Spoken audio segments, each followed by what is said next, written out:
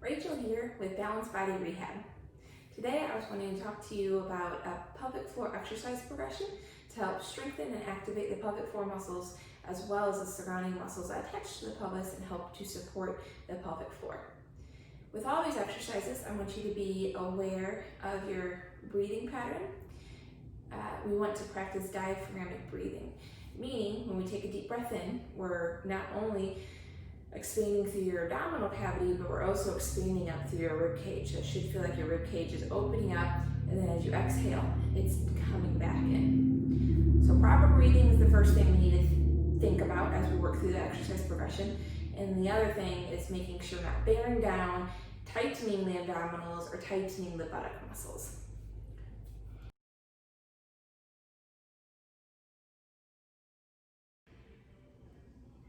Level 1 is just how to perform a basic Kegel exercise without compensating.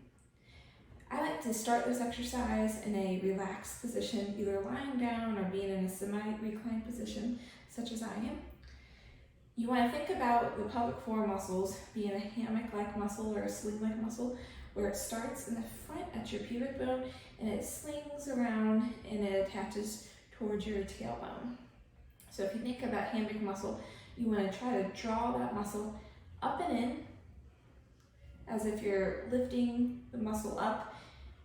After you tighten it, you want to hold for about 10 counts, and then you want to be able to fully relax it. As you're doing this, you want to focus on your breathing, keeping it consistent and practicing that diaphragmatic breathing where you're expanding through the rib cage, and you want to avoid the tightening of the buttock muscles or the abdominal muscles. Again, it's just that pulling up and in, and once you get it pulled up, as if you're holding back the flow of urine, you're gonna hold for 10 counts, focus on the breathing, and then let it go. It is just as important to know how to relax the muscles as it is to know how to tighten or contract the muscles.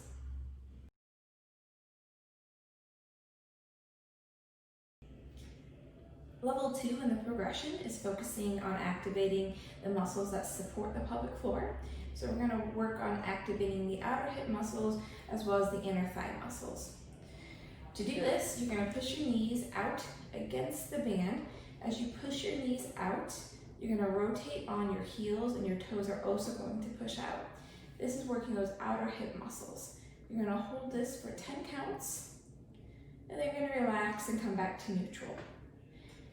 Then you're going to squeeze the ball in between your knees. As you squeeze the ball, you're going to again rotate on your heels. Your toes are going to pivot in, and you're going to hold this for 10 counts. And then come back to neutral. You're going to rotate through these exercises, pushing out against the band, toes coming out, hold 10 counts, and then relax. And then squeeze the ball, rotate in, toes pivoting in, and hold that for 10 counts. As you're doing this, you want to try to continue to focus on that proper breathing. Try to avoid bearing down, tightening the abdominals, or overcompensating by using your larger glute muscles. Level 3 of the progression will be performed in a seated position. Level 1 and Level 2 both focused on how to properly activate the pelvic floor and surrounding muscles. Level 3 is different because instead of doing a longer hold, we're going to do a quick contract and relax. You're going to start with your feet hip width apart, shift the weight to the balls of your feet, and squeeze the heels together forcefully and quickly, and then relax. When you squeeze the heels together, you're activating the deep hip rotators that help to support the pelvic floor. And you're also thinking about doing a Kegel maneuver where you're drawing the pelvic floor up and in. So squeeze, hold 2 counts, and then relax. Squeeze, draw up and in through the pelvic floor, and then relax. You'll do 10 repetitions of those. After that, you're going to shift your weight to the heels, and you're going to squeeze the balls of the feet together, and then relax. Squeezing the balls of the feet together are going to activate the inner thigh muscles, which also just help support the pelvic floor. Again, as you squeeze, you're going to think about doing a proper Kegel, drawing the pelvic floor up and in, and then relax. A 2 count hold, and then let it go. For this exercise, being able to quickly and forcefully contract the muscle is just as important as being able to quickly relax the muscle. You want to focus on your breathing, making sure you're not bearing down or holding your breath. And you want to make sure you're not overcompensating by tightening through the abdominals or tightening the outer glute muscles.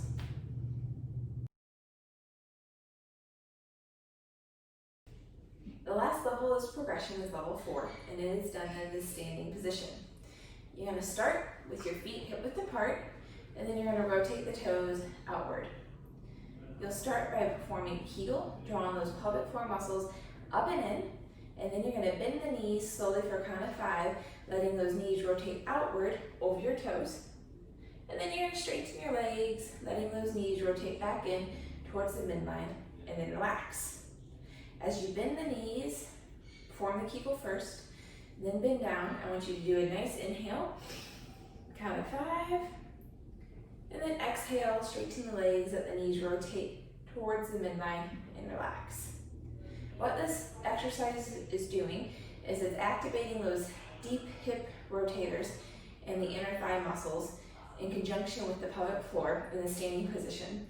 So it's very functional.